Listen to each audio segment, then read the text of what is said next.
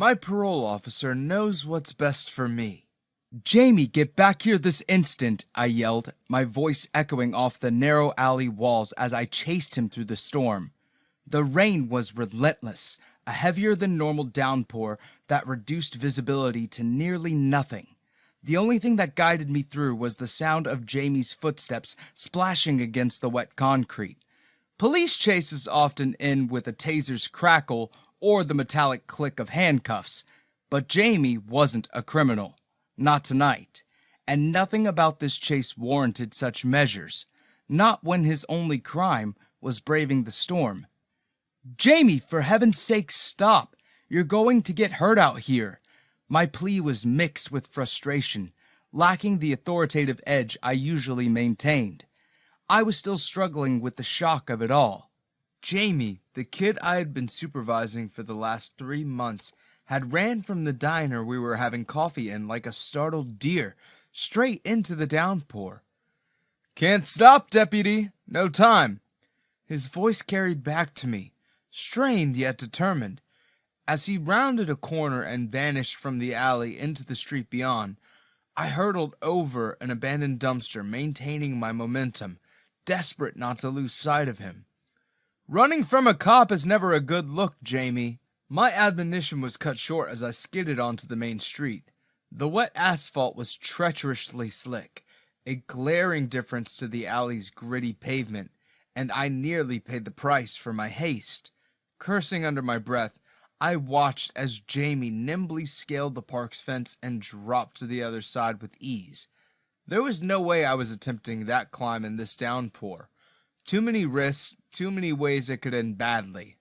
Instead, I settled for a silent prayer that I wouldn't lose him as I detoured to the park's main entrance. Luckily, the gates were unlocked, and the absence of security meant no delays or questions. "Jamie!" I called out, my pace slowing. The park around me was a cluster of tall, gnarled trees, swaying ominously in the wind. "Jamie, this isn't funny," I hissed, fighting back a shiver that threatened to overtake me. The park had always given off an eerie vibe, a remnant of its past life as a graveyard. I avoided it whenever possible, not keen to admit that I scare easily. "Relax, deputy. It wasn't meant to be funny." Jamie's voice emerged from a few meters ahead. I pivoted toward the sound, but the thick hedges of the park obscured my view. They were overgrown and unkempt. Chief Kelly would have a fit.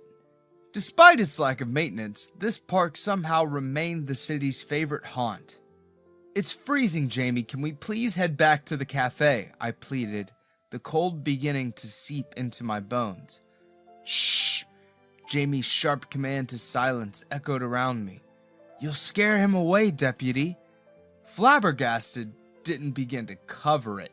Here I was, the adult, the figure of authority, and this kid barely out of high school had the audacity to shush me? No, I wouldn't let this slide. Not tonight. "Listen to me, young man."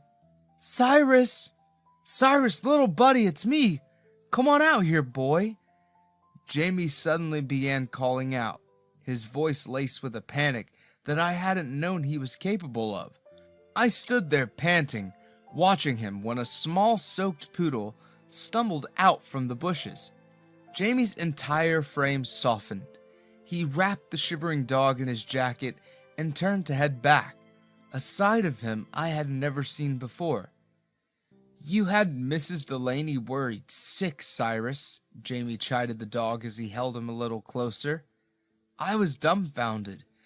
In the month I'd known Jamie, he'd been nothing but a thorn in my side, arrogant, standoffish, and rude.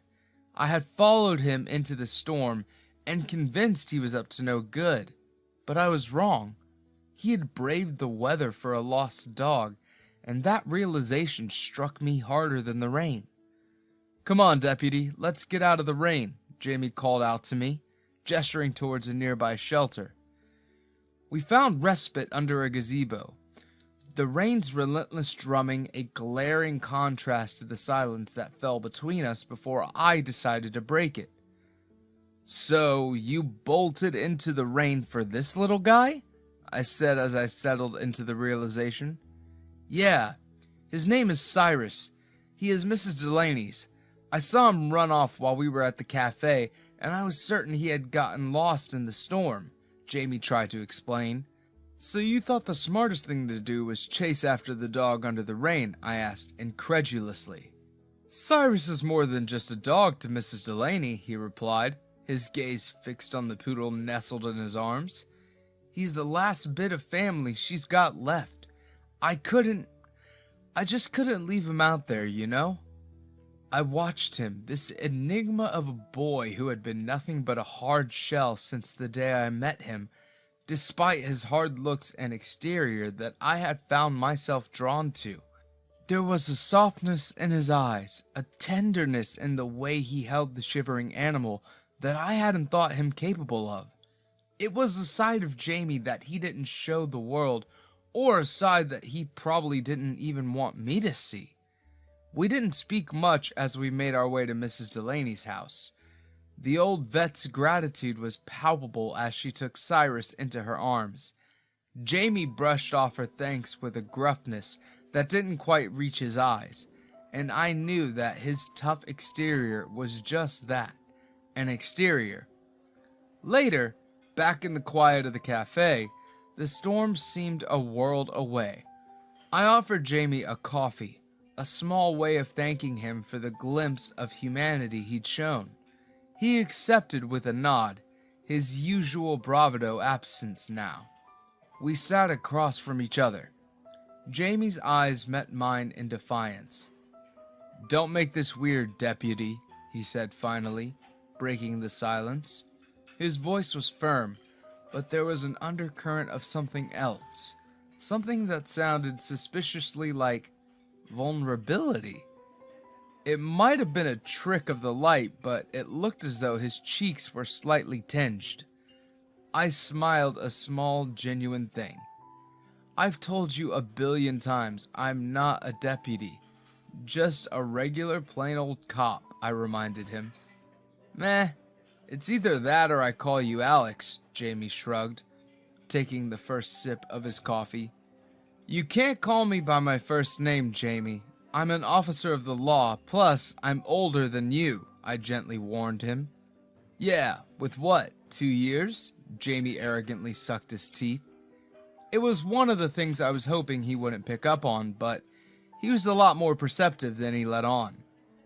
"Be that as it may, I am still an officer of the law," I said matter-of-factly. "So deputy it is," Jamie said as he raised his cup in an imaginary toast. 1 week later. A week had passed since the incident with Cyrus, and things had fallen back to his usual rhythm with Jamie. He made sure he didn't reveal any more sensitive layers. His false bravado was at an all-time high, and I was completely fine with it as long as he didn't cause any problems. There was something about his hearty exterior that got under my skin and got me hot and bothered. These feelings had a tendency to intensify when he showed his rare feats of tenderness, so I really didn't mind it at all. It had been this way since the first day we met. When Chief Kelly introduced us both, initially I had thought it was some sort of punishment, but the more time I spent with Jamie, I realized it was a gift not many people were fortunate to receive. So I had done what any other person in my position would have. I pushed my attraction towards my young charge aside and focused on making him a better person. Today, I found myself pacing the precinct, glancing at the clock every other minute. Jamie was late for his check-in, and irritation welled up inside me.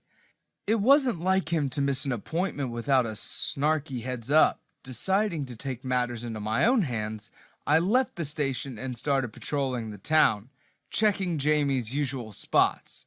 The streets were quiet as usual, but it all felt a little unusual too. But that's when I saw him, Jamie, gingerly walking across the street, his face bruised and both hands stuffed in his pockets. My heart lurched. "Jamie!" I called out, rushing over to him. He flinched when I touched his shoulder, and it was clear that it was hurt too. "Jamie, what happened?" I asked hurriedly. "I'm fine," he gritted out, but it was clear he was anything but. I tried to convince him to let me take him to the hospital, but he was as stubborn as ever, insisting on going home. "I already told you I'm fine, Deputy. I don't need a hospital," he added, waving me off. "Jamie, you need to get your injuries looked at," I insisted, trying not to lose my patience to his stubborn self. "Look, I get it. You're concerned, but I am fine. I don't have the cash to spare finding out what I already know." "If that's the case, then I'll pay for it," I suggested. Jamie brushed my hands off his shoulder. "I think you've done more than enough, Deputy," he spat as he began walking down the road. What are you doing?" Jamie cried out as I gently took one of his arms and placed it across my shoulder.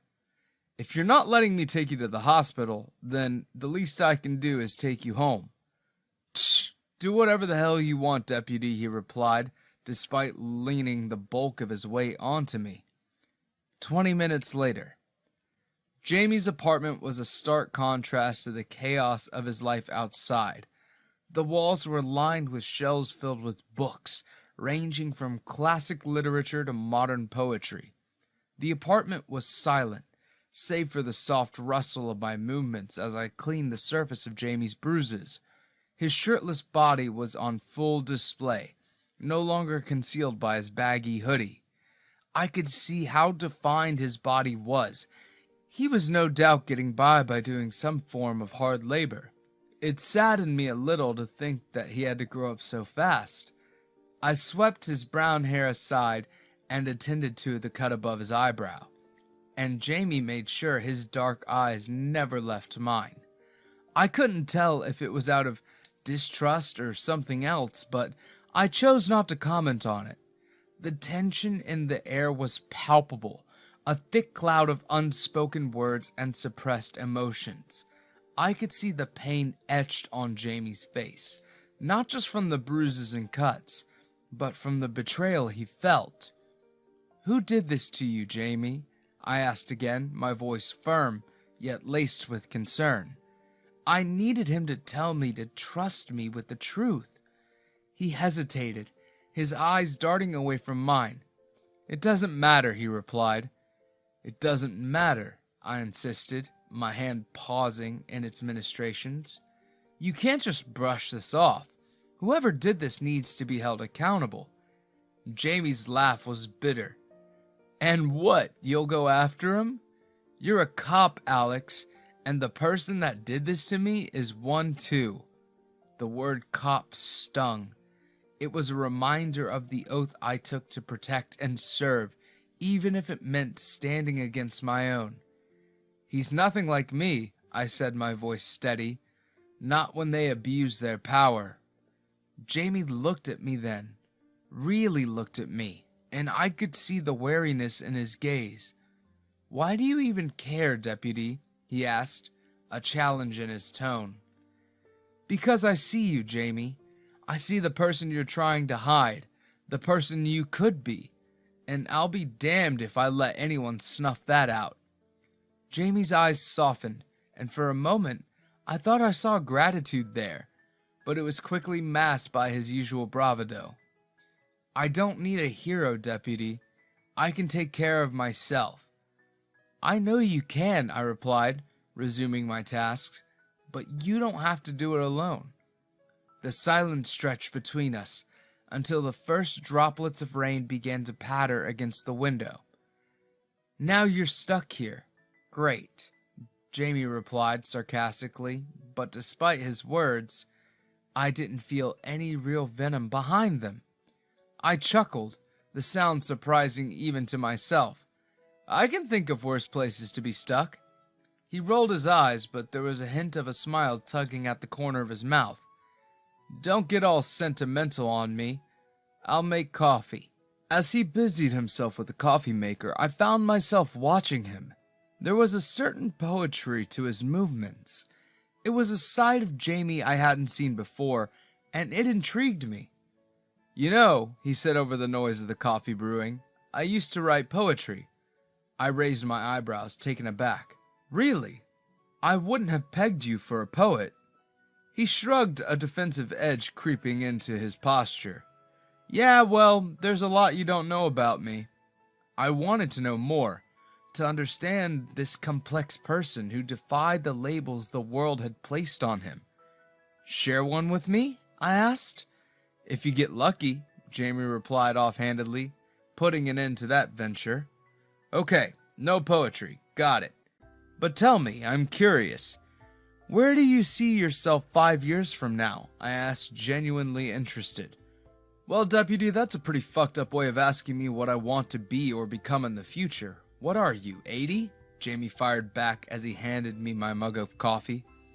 "I might not be as old as the other officers, but I'm old at heart. Humor me." Jamie settled back into his cozy corner on his couch. He blew over the rim of his cup for a bit before taking a tentative sip.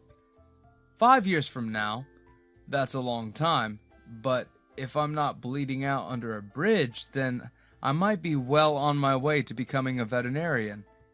Now, I wasn't expecting that. "A veterinarian?" I asked in mild surprise. "I never would have guessed." "Yep," he popped the pea as he swallowed a mouthful of the hot liquid. I stared at him, hoping he'd continue, or at least shed some more light on his chosen career path. "What the hell, Deputy? Why are you looking at me like that?" I held my questioning gaze. "This is the part where you shed some light on your chosen career path, Jamie." "Oh, come on, Deputy. Are we really doing this?" Jamie asked, near whining. "Doing what?" I asked incredulously. "Fine. Play coy then," Jamie huffed as he sulked into his sofa a bit. "My parents were both vets." "Ah, that makes sense. You never talk about your parents," I said as I moved to sit the chair opposite of his. "Yeah, well, they're both dead. Not much use pining over the departed." Jamie tried to shrug it off and act casual, but I could see it was a sore spot for him. "I'm so sorry. What happened?" I asked as I placed my mug on the center table between us. "It was a motor accident. Police say they were just unlucky," Jamie said, sinking deeper within himself. "I know it doesn't ease your pain or anything, but I lost my parents too," I revealed, hoping to find some middle ground we can honestly both speak on. "In a motor accident?" Jamie asked in disbelief. "Oh no," I dryly chuckled. "It was a robbery gone wrong. It's why I worked so hard to become a cop in the first place." Realization dawned on him. "That's actually pretty admirable, Deputy." As the hour went by and the rain came to an inevitable stop, Jamie and I continued to talk to each other about our pasts. He became more and more comfortable sharing with me, so I did the same. I told him how difficult it was for me in the academy, seeing as I was the youngest person in my set. Jamie was able to relate to that, and he eventually opened up to me about a vet program Mrs. Delaney, the neighborhood vet, had put him on. According to him, he had been doing so well, and it was also the reason he was late to our parole meetings most times or completely skipped it. "Why are you looking at me like that, Deputy?" Jamie asked as he visibly struggled to keep down the information.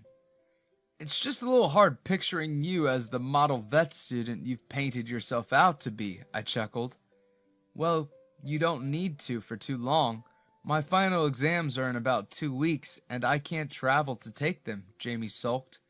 "Because of your parole?" I asked incredulously. "Bingo." I ran my hand through my hair.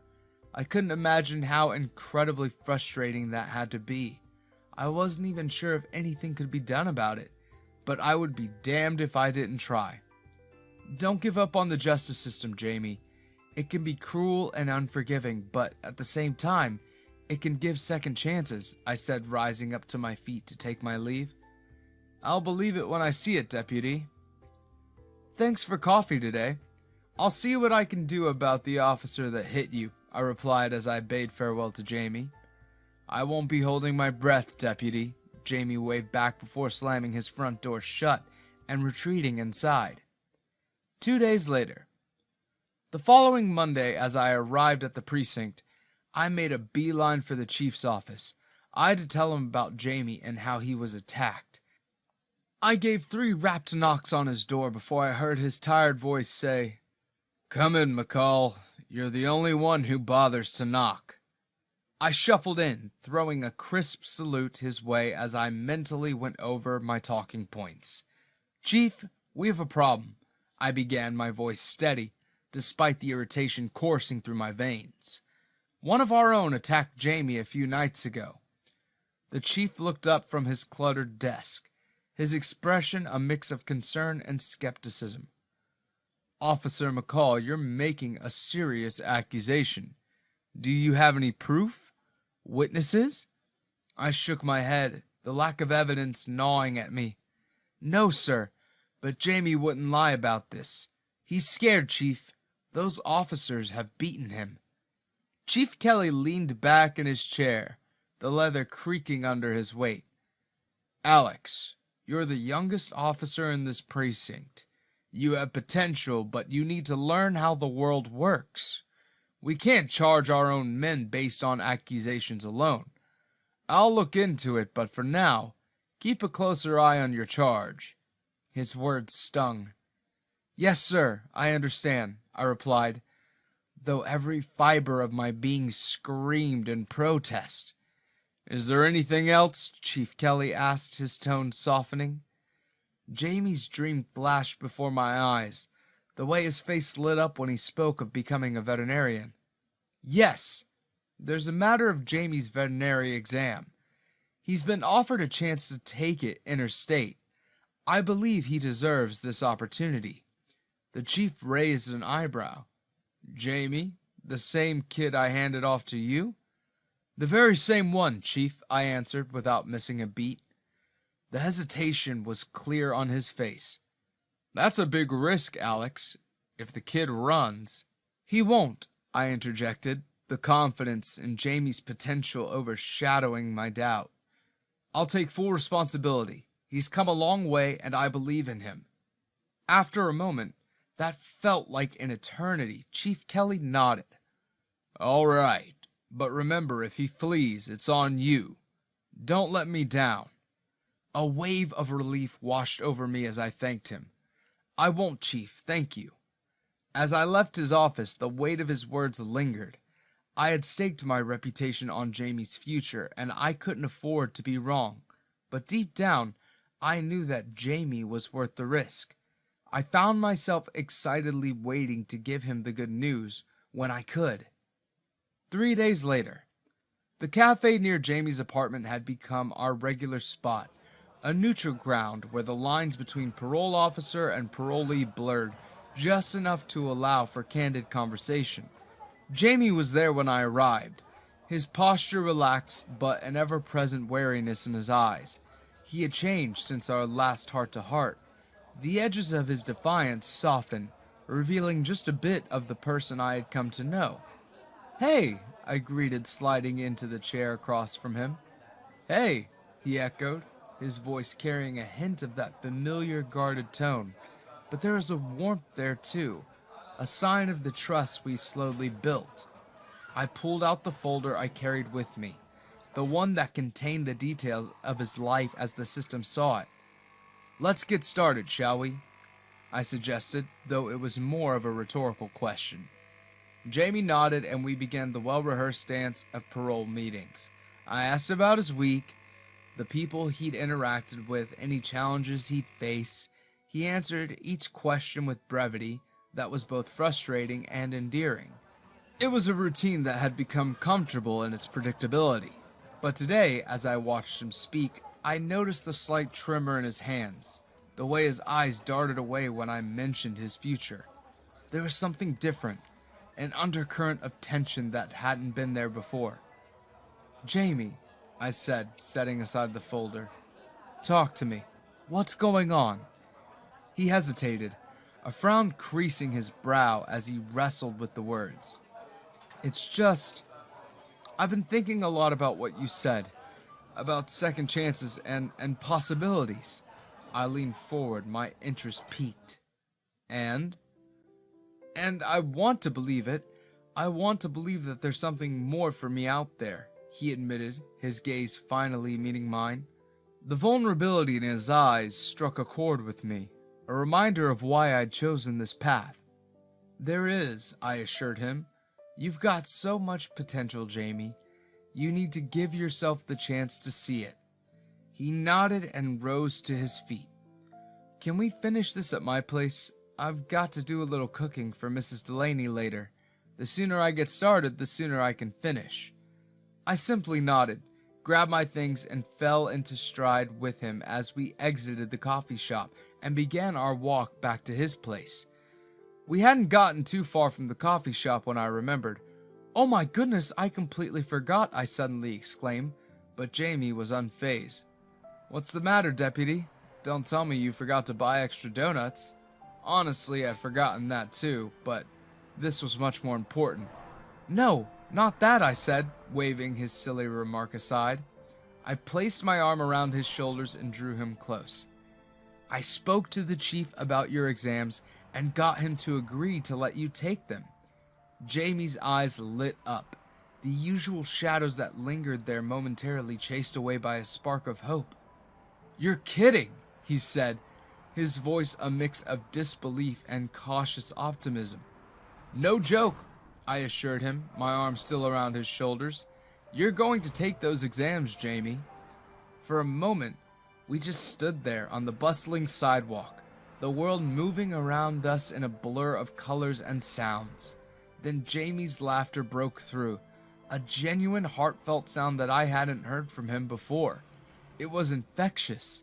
I found myself grinning like an idiot right along with him. Thank you, Alex, he said. There was a depth of sincerity in his voice that made my chest tighten.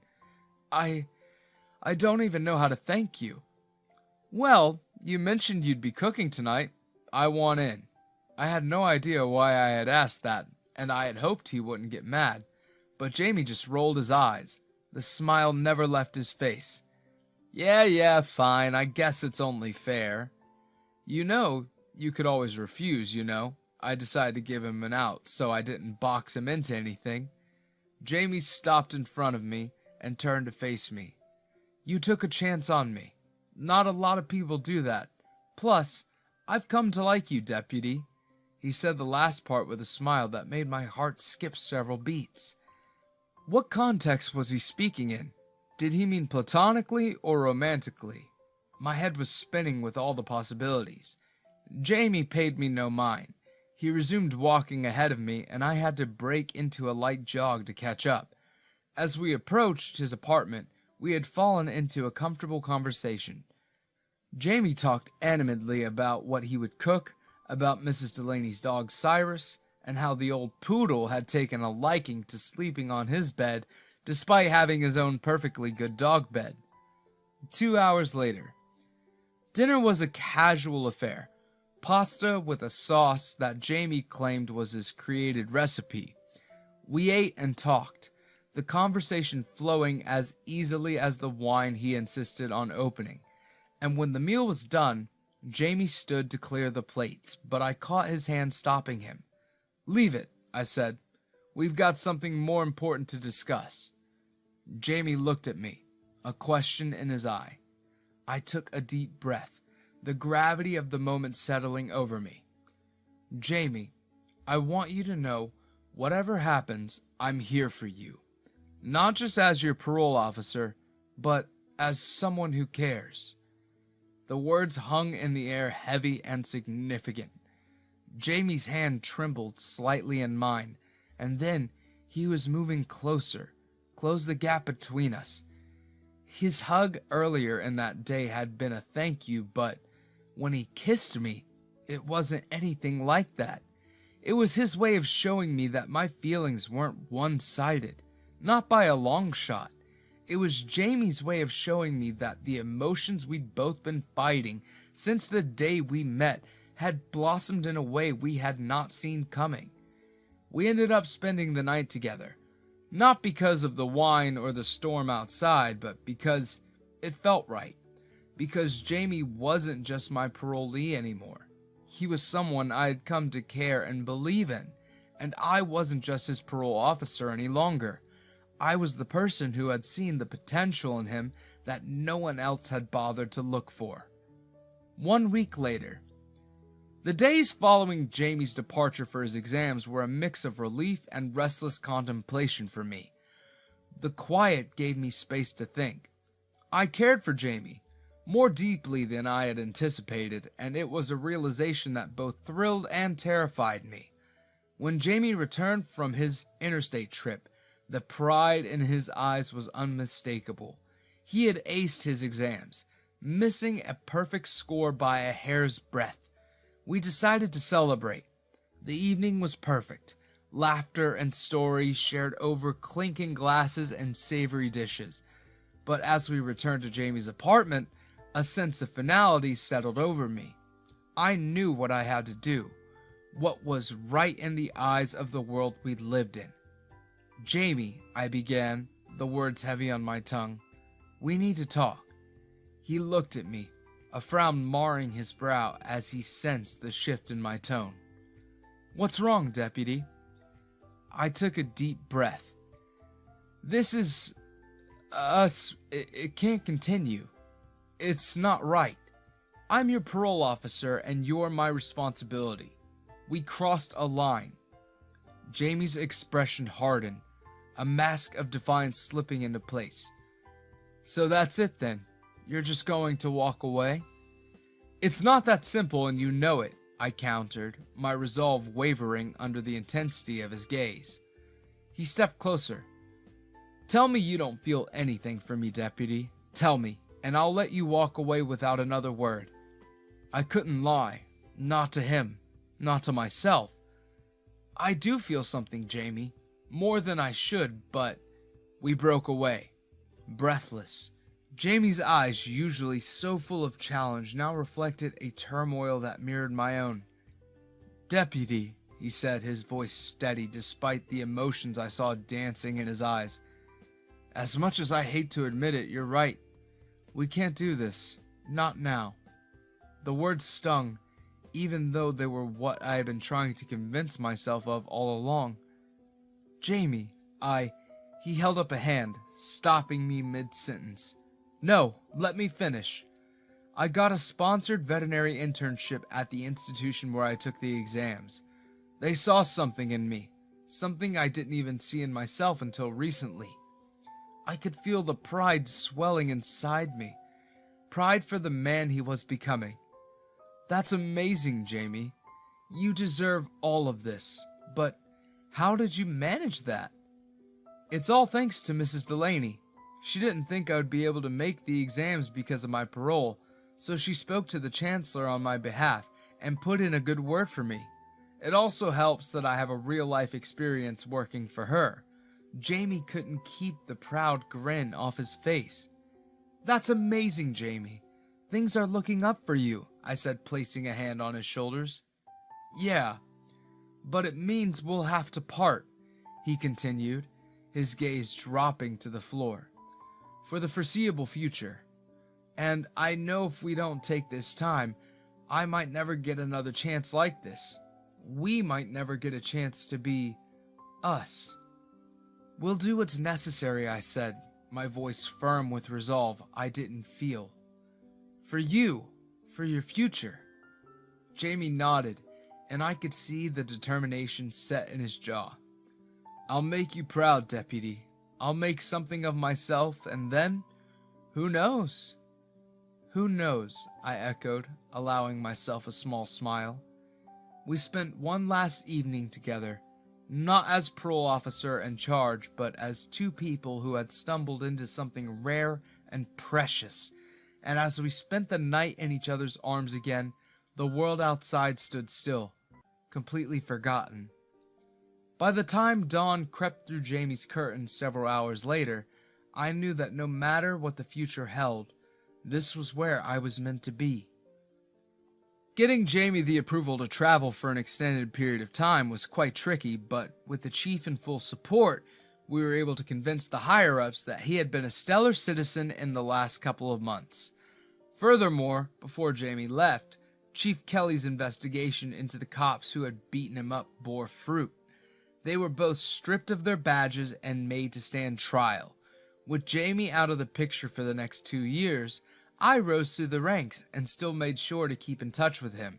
We both spent weekends and holidays together. What are your thoughts on Alex and Jamie taking some time apart for the sake of Jamie's future? Do you think it's something you can do? My parole officer knows what's best for me, Part 2. Ashes to ashes, dust to dust. The preacher's voice echoed through the small cemetery, blending with the relentless patter of raindrops against our umbrellas. I stood there, struggling to hold it together as tears slipped down my cheeks. Every damn time I was in this city, it seemed to rain. New York and its never-ending drizzle always had a way of amplifying the gloom. I looked around at the gathered crowd. Pretty much everyone from the neighborhood was here today, each grieving Mrs. Delaney in their own way. She had touched everyone here, but none more so than me. She had taken a street urchin and somehow turned him into a licensed veterinarian. I owed her everything. I wish I had arrived a week earlier just so she could see how far I'd come because of her belief in me. Even her poor dog Cyrus was whimpering under my umbrella, as if he too could sense the profound loss. He huddled close to me, trembling with the cold and sorrow. It felt like the whole world was crying with us. Mrs. Delaney was 77. She had a good run, and now she was finally at rest. I knew I ought to be glad for her, relieved she was no longer suffering. But it was hard. The grief was heavy. She had been more than a mentor. She had been the family I never had. I wiped my eyes, the gesture futile as more tears followed, easily mixing with the falling rain. Cyrus whimpered again, and I bent down to pet him, seeking solace in his familiar presence. As the preacher finished his bit, I felt a familiar presence behind me. Alex slipped his hand into mine. I didn't need to look to know it was him. Outside of Mrs. Delaney, he was the second person to believe in me and give me a chance. I tightened my grip instinctively and leaned into him. There was no need to hold anything back now. Alex was here, and I was safe. I let the tears fall freely, burying my face into his shoulder as he rubbed my back soothingly, whispering silent reassurances. This wasn't the reunion I had in mind, but there wasn't much I could do. The weight of my grief mingled with the relief of having Alex by my side. I was almost overwhelmed by the contrasting emotions. As the crowd began to disperse, Alex enveloped me completely. He kissed my forehead gently, and I felt a nostalgic wave of calm wash over me. "Would you like some coffee?" he asked. I managed a small smile, wiping at my eyes. "Yeah, I'd like that." Alex kept his arm around me as we walked away from the grave, Cyrus trotting beside us. The little guy had nowhere to go now that Mrs. Delaney was gone. He had become my unofficial responsibility. Great. 15 minutes later. It took less than 15 minutes to arrive at our usual coffee place. The familiar surroundings brought back a flood of memories for me. Afternoons spent being questioned by Alex when he was still my parole officer. As we sat down and placed our order, Alex quipped, "Just like old times, huh?" I chuckled, shaking my head. "Not the fondest moments of my life." We both laughed a bit, the tension easing between us. Alex shrugged off his jacket and placed it on a seat beside him, revealing a physique that took me by surprise. He had become significantly more muscular than I remembered. "Have you been hitting the gym?" I asked, unable to hide my astonishment. "You look way bigger than I recall." Alex's face reddened slightly as he admitted, "Yeah, for the last 6 months, I've been putting all of my free time into the gym. Since I wasn't able to come over to visit you," he hesitated before adding, "I'm sorry about that, Jamie." "Don't worry about it," I said, waving off his apology. "I understand that your promotion demanded a lot of attention and hard work." Just then, our coffee arrived, and we both took a moment to savor the warmth and aroma. Alex broke the silence, asking, "Now that you're back in the Big Apple with your license, what are your plans?" I couldn't help but smile as I shared my news. "I received funding to open up a clinic here. I got a sweet deal, too. I'll be spending the rest of the week finalizing the details."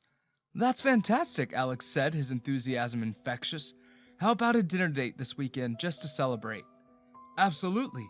These last 6 months without seeing you have been especially difficult." Alex reached across the table and squeezed my hand, his touch reassuring. "I promise, Jamie, I'll make it up to you." I squeezed his hand back. "Chill, man, you really have nothing to make up for, but dinner sounds amazing. I can't even lie." "Then, it's a date. Alex finalized, and Cyrus barked eagerly in agreement. I resisted the urge to point out that it had always been a date. No point ruining the moment with sarcasm. 5 days later. The weekend took its sweet time rolling in the following week. It couldn't have come any faster in my opinion. The dinner date with Alex had been on the forefront of my mind since he proposed it. In all honesty, I needed Alex and I to sit down and have a conversation about the status of our relationship. It had been 3 years now, and we weren't officially an item despite being overly in love with the other, and it was understandable seeing as we lived in different cities and our careers were just starting to kick off at the time of my departure. But all of that was different now. I was back in New York, ready to settle down for good, and I wanted to do that with him as soon as possible. The dinner tonight would be my opportunity for us to talk all of this out and figure out a way to move forward together as something more official. Together. I like the sound of that. I'd never really been in a romantic relationship before, so this was all new territory for me. It was scary and exciting all at the same time, yet I couldn't wait. The date was the only thing that got me through the hectic negotiation process of the property I ended up choosing this week. The owner was a grump who wasn't fond of animals, and when he realized I was trying to open up a vet clinic, he threw a fit and wanted to go back on our signed contract. Thankfully, I had a strong legal backing and was able to get him to back off, even if it was until my year's lease was over. I moved the last of the supply boxes into the back room, thinking about how realtors in this new part of New York could be downright vicious. But it didn't matter now. I had officially rented this location as my clinic, and by Monday, I'd be open for business.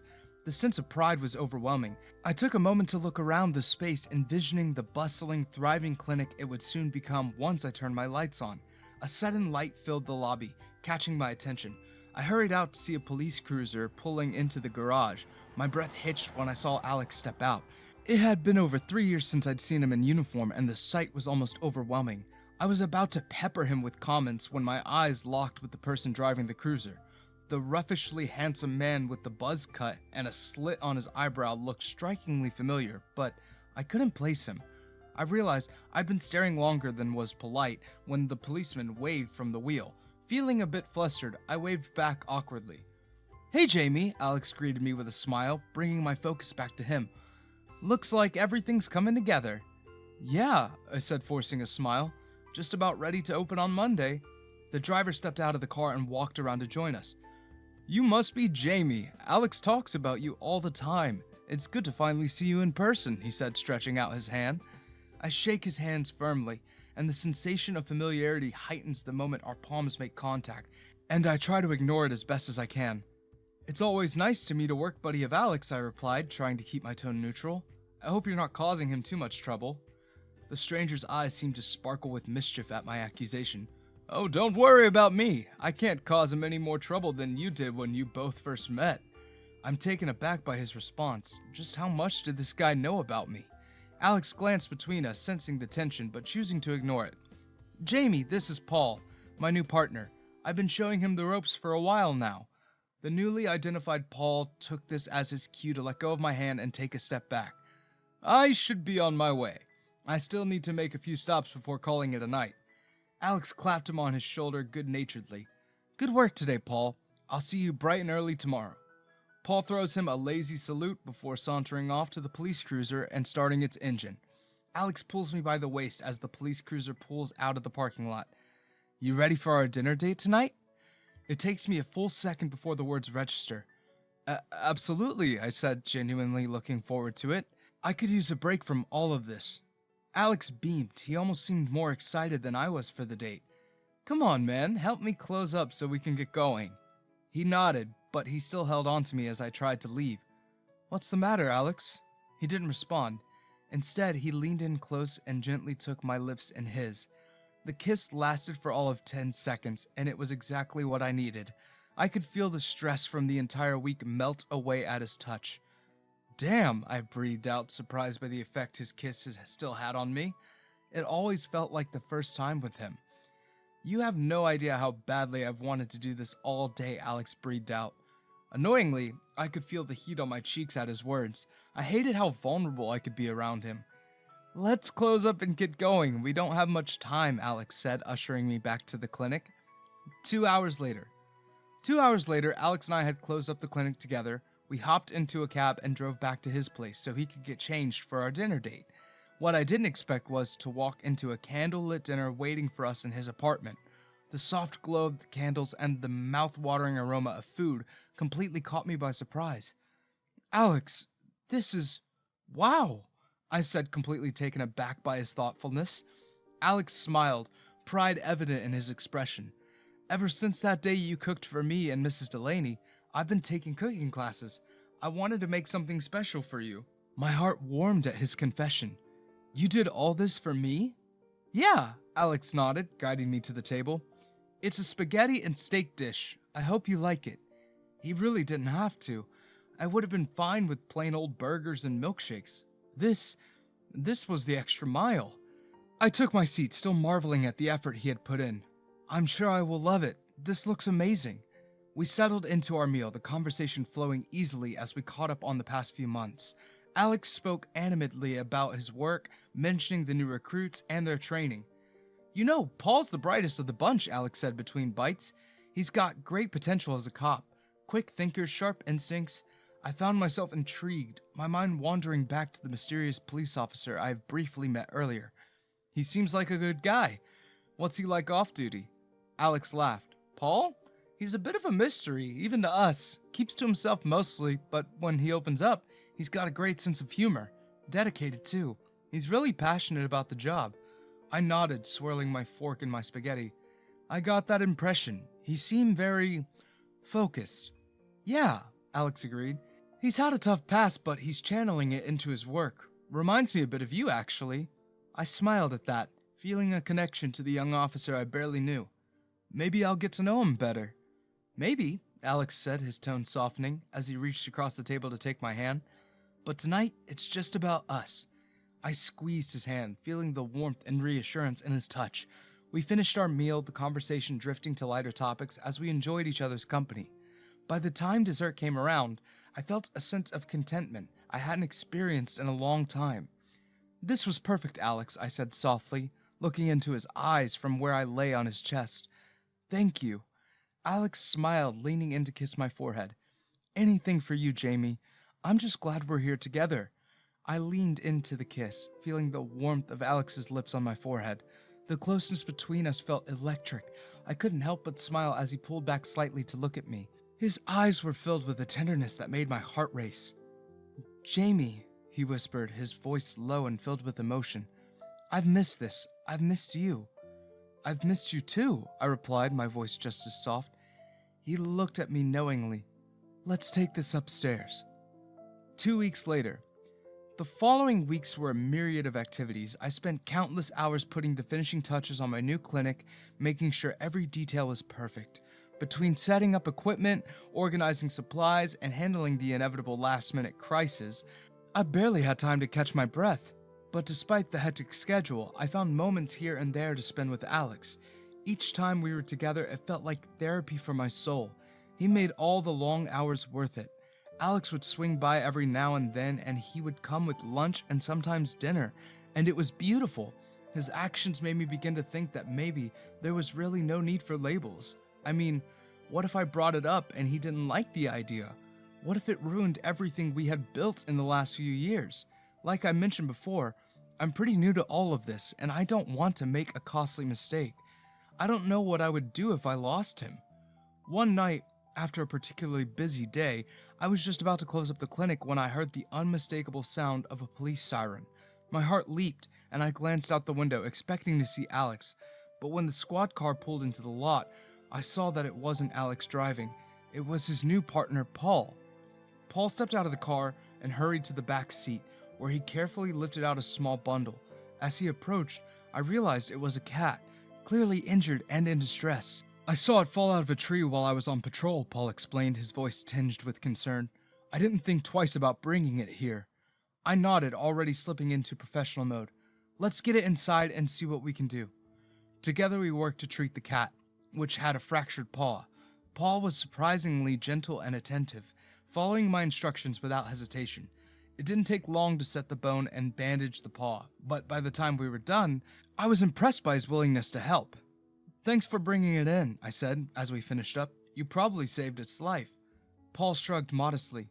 Just doing what anyone would do.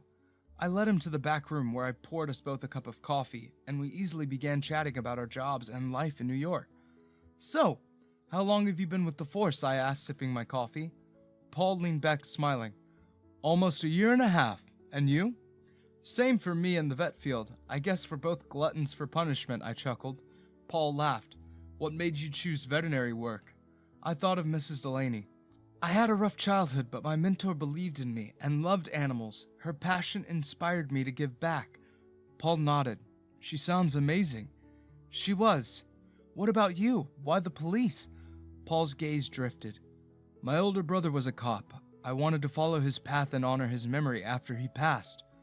I'm sorry about your brother, I said sincerely. He must have been proud. Paul smiled sadly. I hope so. I try my best. We lapsed into silence before Paul said, I should head out. Thanks for the coffee and help with the cat. Any time, I replied, standing up as he did. Paul smiled and headed for the door just as Alex walked in. Alex's eyes flickered between us, a slight frown creasing his forehead. Paul gave him a nod and left, leaving me to face Alex's questioning gaze. What was he doing here? Alex asked, his tone sharper than usual. He brought in an injured cat, I explained, trying to keep my voice calm. We just finished treating it. Alex didn't seem to relax his jaw tight. Do you want to grab dinner? I offered, hoping to lighten the mood and put whatever was bothering him to rest. He shook his head, his expression still troubled. Not tonight, Jamie. I've got a shift and I need to go. He left without another word, leaving me standing there, bewildered and a little hurt. 1 week later. About a week later, I realized that Alex storming off might have carried more weight than I initially thought. He had barely come around all week. Our texts had become scarce and calls were non-existent. I tried to tell myself it was just a bad week in the precinct, so I called Alex up and invited him to dinner again. Hey Alex, I said, trying to sound casual. I was thinking of cooking dinner tonight. How about you come over? There was a pause before Alex responded. Yeah, sure. What time? Around 7, I replied, feeling a bit of relief. See you then. After hanging up, I went to the grocery store to buy the ingredients to cook him a meal that would blow his stress and worries away. I had been toying with a meatloaf recipe that could do the trick. The secret ingredient was gravy, and I didn't have any of that left in my kitchen. I dashed out of the house. The store wasn't far from me, and I could make it on foot without losing any time. But the strangest thing happened the moment I stepped out of my apartment. It was like I was being watched all of a sudden, and I had to take a moment to look around to ensure I wasn't being tailed by some weirdo, because once again, this is New York. Naturally, there wasn't anybody out of the ordinary anywhere near me. The people loitering the streets all moved with individual purposes, yet I could feel eyes on me, scanning my every move. It was very unsettling.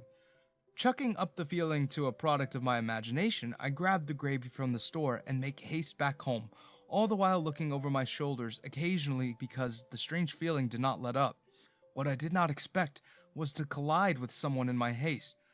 Oh my goodness, I'm so sorry, a familiar voice apologized. I groaned in pain as I picked myself up off the concrete floor. I locked eyes with the person whom I had run into, and it was none other than Paul, his green eyes staring at me inquisitively. You doing okay there? He asked as he touched a reddish bump on the side of my forehead. Where did you even come from? I could have sworn there wasn't anyone in front of me, I groggily said, wobbling a bit as I tried and failed to get back on my seat. Easy there, big guy, I've got you, Paul said, taking my free arm and looping it over his shoulders as he leaned the bulk of my weight onto himself. Let's get you seated first. Despite my weak protest, Paul leads me to a bench near an outdoor cafe. I'm fine. My gravy, I groused, still slightly out of it. What was most important for me was that the gravy was safe. Unfortunately, that wasn't the case. Paul pointed towards the drainage by the side of the road where the thick brown liquid is crawling into on its own accord. Apparently, the jar that housed the gravy had shattered. Unfortunately for me, that was the least of my problems because a familiar-looking police car rolled to a stop in front of us, and my arm was still slung over Paul's shoulder. Alex rolled down the passenger glass. The shock on his face was palpable. He glanced between us, his jaw clenched. Paul, we talked about this. You can't run off when we're on patrol. We need to get going. Paul nodded, relishing in the tension.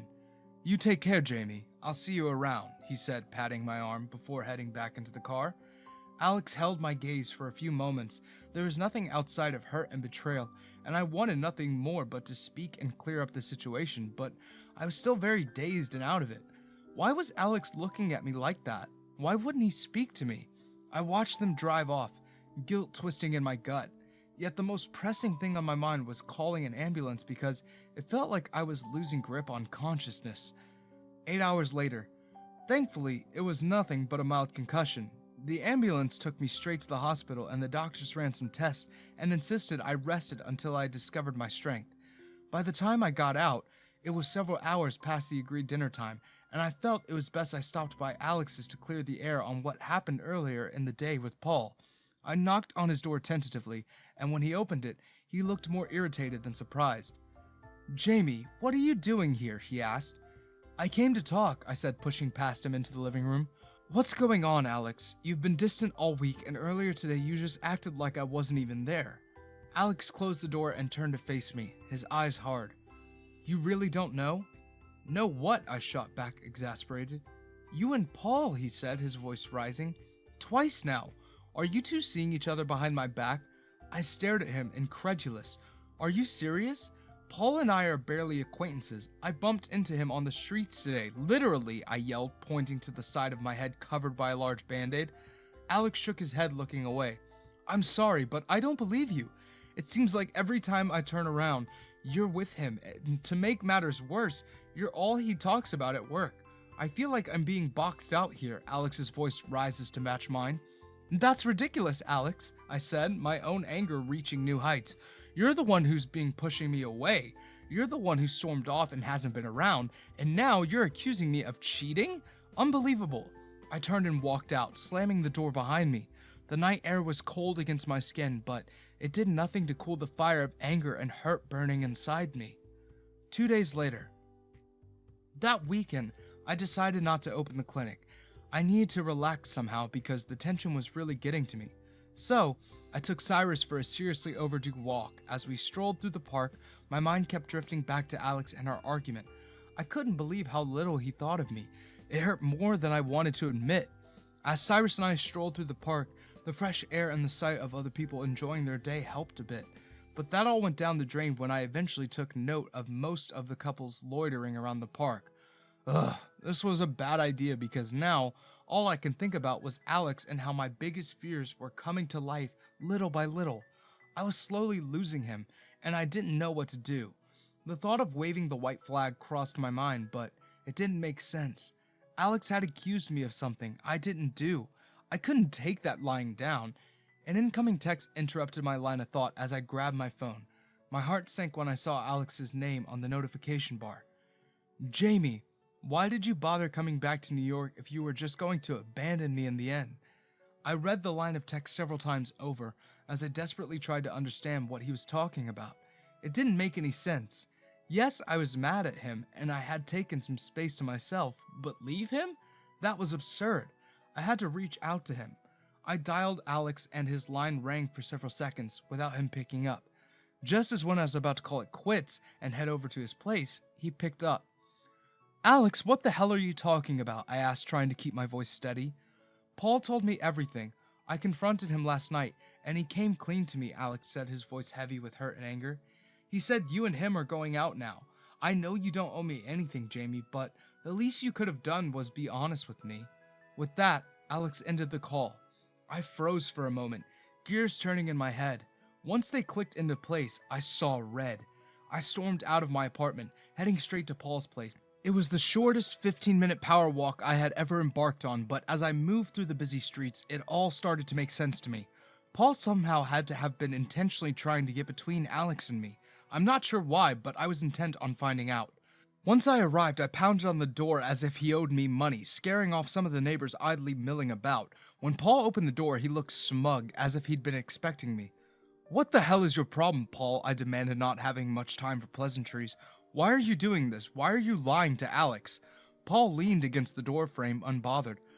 Alex, he's an amazing policeman, but pretty fragile emotionally, huh?" He stepped down from his entrance and got within an inch of me.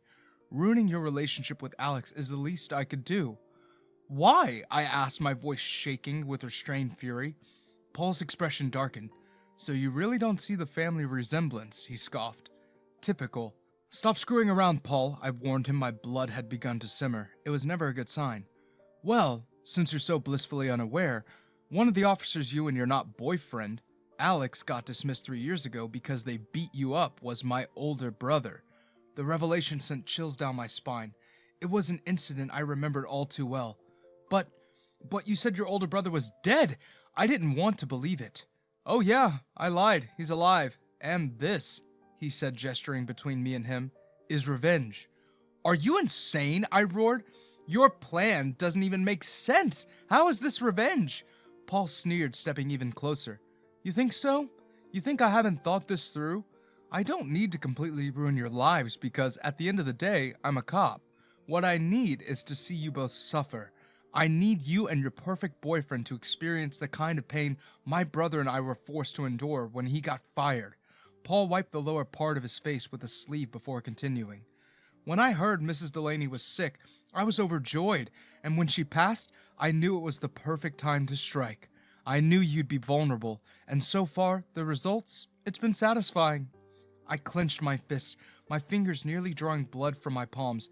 You bastard, I hissed, taking a step forward. Paul raised an eyebrow, a grin spreading across his face. Go ahead, Jamie. Put your hands on a cop. I dare you. I'll make sure you never see the light of day again. I stopped myself, my fist trembling with the effort it took not to hit him. You're sick, I spat, but you're not going to get away with this. Paul chuckled unfazed. We'll see about that. Without wasting another second, I turned around and began a light jog to Alex's house. 20 minutes later, as I raced to Alex's house, I kept dialing him, but for some strange reason, he wasn't picking up. Panic bubbled in my chest, and I didn't stop running until I arrived at his front door. I knocked with the same urgency as I had on Paul's door, my heart pounding in my ears. When he opened the door, I was shocked by his appearance. Dark circles under his eyes, unkempt hair, and a light stubble. He looked like he'd been through hell despite it only being 2 days since I last saw him. What are you doing here this late? He snapped, clearly not pleased to see me. Paul's been lying to you, I said urgently. There's nothing going on between us. He told you that to get back at you for getting his brother dismissed. Alex's eyes narrowed, suspicion and hurt clouding his gaze. What are you even talking about? The officers that beat me up 3 years ago, the ones you had the police chief dismiss, Paul's older brother was one of them. That's not possible. Their surnames don't... Listen to me, Paul has been lying to you. This is all one sick game to him.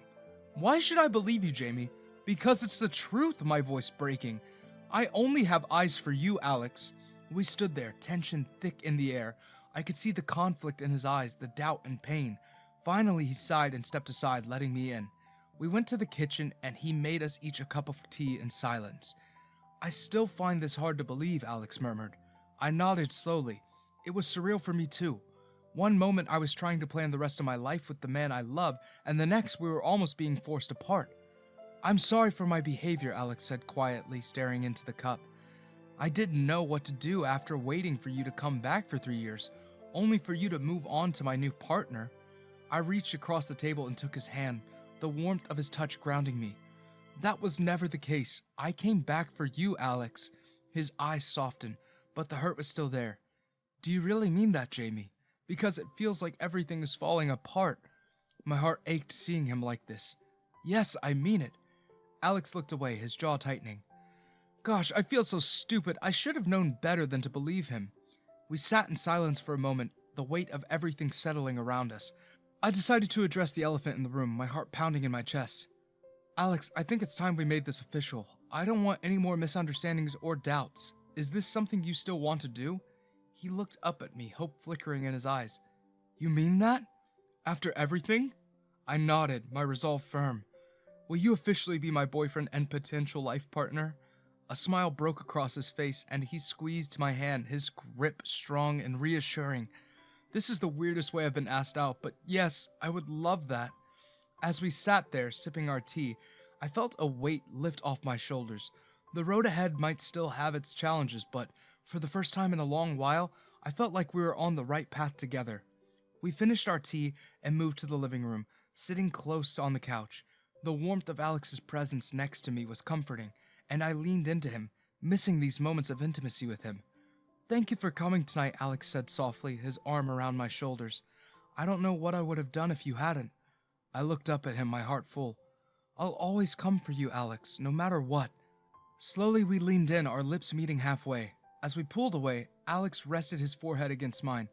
I love you, Jamie. I love you too, I whispered back. The following week, Alex tried to formally report Paul. Sadly, not much could be done because Paul had technically not committed a crime or broken any codes, but seeing as Paul and Alex could no longer work as partners, Paul was transferred to a different precinct downtown, and Alex was given a new partner. My clinic became a huge success, and 2 months down the line, we were already discussing franchising and expansion all over the city, and by the end of the year, Alex got down on one knee and popped the big question. I said yes, of course. The end. What are your thoughts on Alex letting Paul get under his skin? Do you think you could have handled it any better? Thanks for watching. Consider subscribing to become part of our Rainbow Force, and stay wholesome.